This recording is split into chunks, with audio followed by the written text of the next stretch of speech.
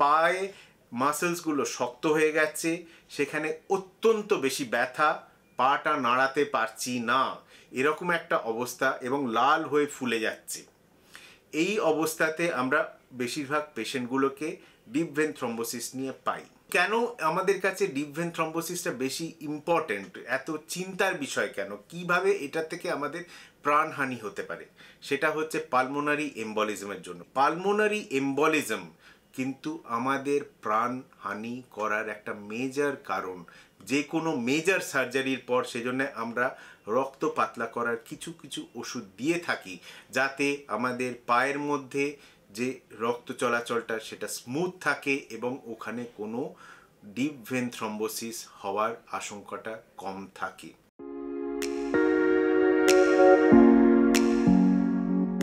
নমস্কার, আজ আপনাদের সঙ্গে এমন একটা বিষয়ে আলোচনা করতে যাচ্ছি যেটা যদিও খুব বেশি কমন নয়, কিন্তু তাতে প্রাণহানি হওয়ার সংখ্যা প্রচণ্ড বেশি। এবং আমরা যদি নিজেদের কিছু কিছু সিমটম যদি আমরা ধরতে পারি, তাহলে আমরা এই ডিজিজটাকে প্রগ্রেস হতে আটকাতে পারি এবং বাড়ির যদি কারোর এরকম হয়ে থাকে তার প্রাণহানি হওয়ার থেকে আটকাতে পারি।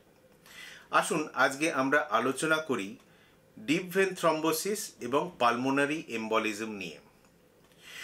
এই ডিপ ভেন থ্রম্বোসিস কি?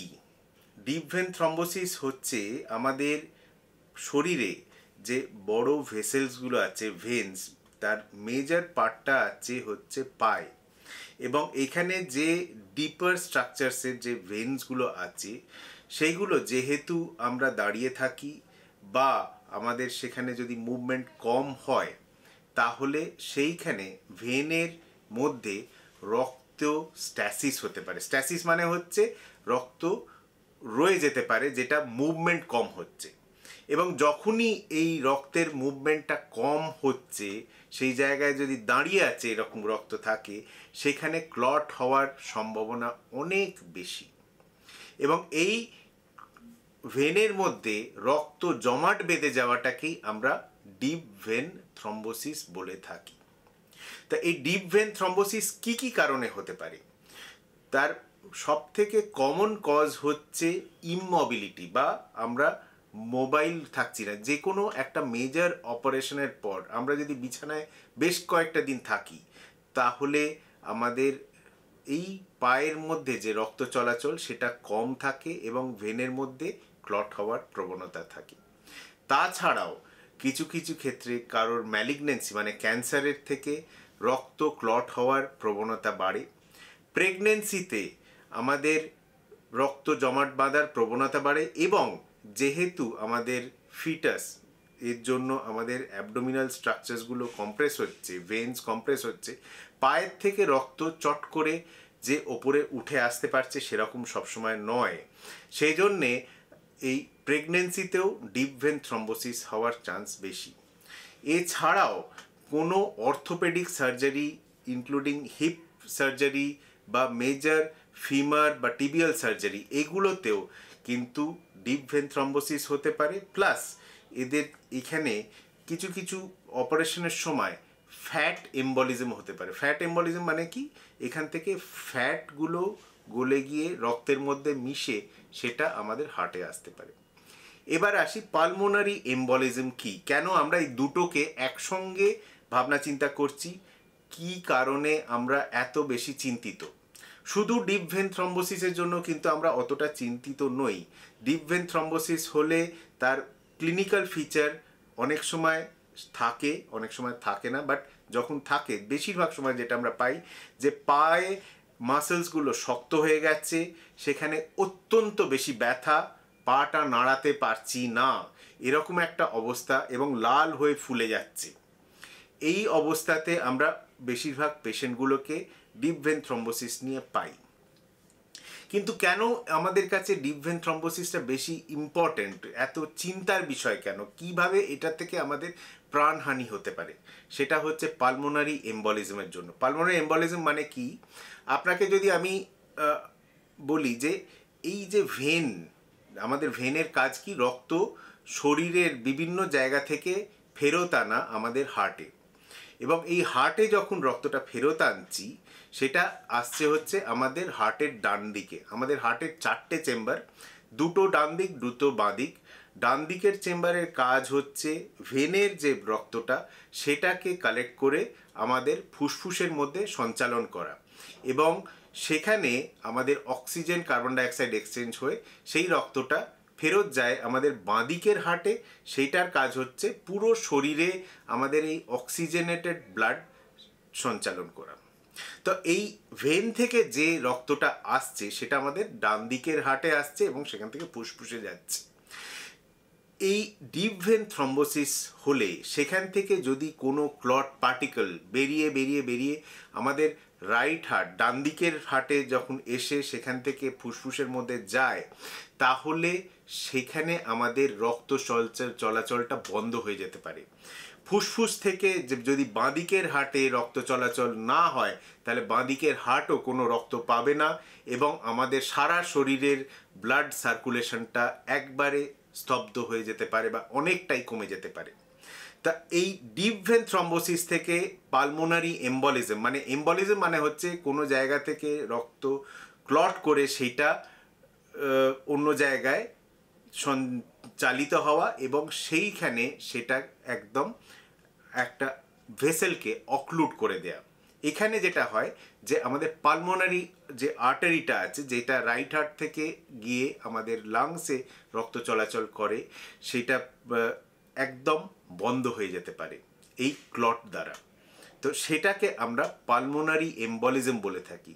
এবং এটার ফিচার কি, যখনই এটা শুরু হচ্ছে তখন কিন্তু দেখা যায় যে হার্টের যে ফাংশন সেটা ডান দিকের হার্টটা ফুলে যাচ্ছে, তার সাথে সাথে হার্ট রেট বেড়ে যাওয়া, প্যালপিটেশন হওয়া, ঘাম হওয়া, বুকে ব্যথা হওয়া, অক্সিজেনের মাত্রা কমে যাচ্ছে এবং শ্বাসকষ্ট শুরু হয়। এবং কারোর ক্ষেত্রে যদি আমাদের ব্লাড সাপ্লাই অত্যন্ত বেশি কমে যায় তাহলে ব্লাড প্রেশার কমে যাচ্ছে এবং সেইখানে আমাদের একটা শকে চলে যাওয়ার প্রবণতা থাকে। তাহলে এই পালমোনারি এম্বলিজম কিন্তু আমাদের প্রাণহানি করার একটা মেজর কারণ। যে কোনো মেজর সার্জারির পর সেজন্য আমরা রক্ত পাতলা করার কিছু ওষুধ দিয়ে থাকি যাতে আমাদের পায়ের মধ্যে যে রক্ত চলাচলটা সেটা স্মুথ থাকে এবং ওখানে কোনো ডিপ ভেন থ্রম্বোসিস হওয়ার আশঙ্কাটা কম থাকে। যদি এরকম হয় যে পালমোনারি এম্বলিজম কারোর ধরা পড়ে তাহলে তার চিকিৎসা কিন্তু তৎক্ষণাৎ শুরু করতে হবে এবং এমার্জেন্সি এটা, এবং যে কোনো মেজর সেন্টারে শিফট করে সেটার ট্রিটমেন্ট শুরু করা। তার মধ্যে ফার্স্ট অ্যান্ড ফরমোস্ট হচ্ছে তাকে পেশেন্টকে অক্সিজেন দেয়া, তার ব্লাড প্রেশার মেনটেন করা এবং তার সঙ্গে সঙ্গে যাতে রক্ত যেটা জমাট বেঁধেছে সেইটা যাতে গলে যায় তার জন্য আমরা কিছু থ্রম্বোলাইসিস করে থাকি। সেই জন্যে এদেরকে যে কোনো মেজর সেন্টারে শিফট করাটা অত্যন্ত বেশি দরকার। যদি দেখি যে অত্যন্ত বেশি ফাস্ট আমাদের এই ব্লাড প্রেশার কমে যাচ্ছে, আমরা তাকে ধরে রাখতে পারছি না, তাহলে তার অপারেশন দরকার। অপারেশন করে পালমোনারি আর্টারি থেকে সেই রক্ত ক্লটগুলো বের করে নতুন করে একটা পাথওয়ে তৈরি করে দিচ্ছি যাতে আমাদের ব্লাড সার্কুলেশনটা মেনটেন হয়। এছাড়াও অনেক পেশেন্টের যাদের একদম সার্কুলেশন পুরো প্রায় স্তব্ধ হয়ে যাচ্ছে তাদেরকে একমো সাপোর্টেও দিতে হয় টু টাইড ওভার এই অ্যাকিউট স্টেজ। তো আজকে আমরা জানলাম যে ডিপ ভেন থ্রম্বোসিস এই জিনিসটা যাতে আমাদের না হয় তার জন্য আমাদের কি করতে হবে। ফ্লাইটে লম্বা ফ্লাইট যখন হয় তখন সবসময় নিজেদেরকে একটু মাঝে মাঝে উঠে হাঁটাচলা করবেন যাতে লং ফ্লাইট ডিউরেশন, যারা ইন্টারকন্টিনেন্টাল ফ্লাইট যাচ্ছে 15-16 ঘন্টা টানা বসে যেতে হচ্ছে, সেখানে কিন্তু ডিপ ভেন থ্রম্বোসিস খুব কমন। সেই জন্যে তাদেরকে আমরা সবসময় বলে থাকি যে একটু ঘন্টাখানেক পর পর একটু উঠে হাঁটাচলা করবেন। যখনই আমরা হাঁটাচলা করি আমাদের মাসেল অ্যাক্টিভিটি হয় পায়ের, যার জন্য আমাদের এই ভেনের যে স্ট্যাসিসটা সেখান থেকে ব্লাডটা পাম্প করে হার্টের মধ্যে চলে আসে যাতে স্ট্যাসিসটা না থাকে। তো এই রকম বেশ কিছু জিনিস আমাদের অবলম্বন করতে হবে। সারাক্ষণ রেস্ট না নিয়ে মাঝে মাঝেই, যারা long hour of sitting work, এই এই আমাদের টেক ইন্ডাস্ট্রিতে অনেকে আছেন যারা কম্পিউটারের সামনে ঘন্টার পর ঘন্টা বসে থাকেন, ওঠেন না, তাদেরকেও বলবো যে আধ ঘন্টা 1 ঘন্টা পর পর নিজের একটু মুভমেন্ট করুন, যাতে পায়ের মাসেলসগুলো অ্যাক্টিভ থাকে, তাহলে কিন্তু ডিপ ভেন থ্রম্বোসিস হওয়ার চান্স কম থাকবে। আমরা যদি ছোট ছোট কিছু চেঞ্জেস আনি আমাদের লাইফস্টাইলে, তাহলে কিন্তু অনেক সময়তেই আমরা এই মেজর ক্যাটাস্ট্রফি থেকে নিজেদেরকে একটু সরিয়ে রাখতে পারি। নমস্কার।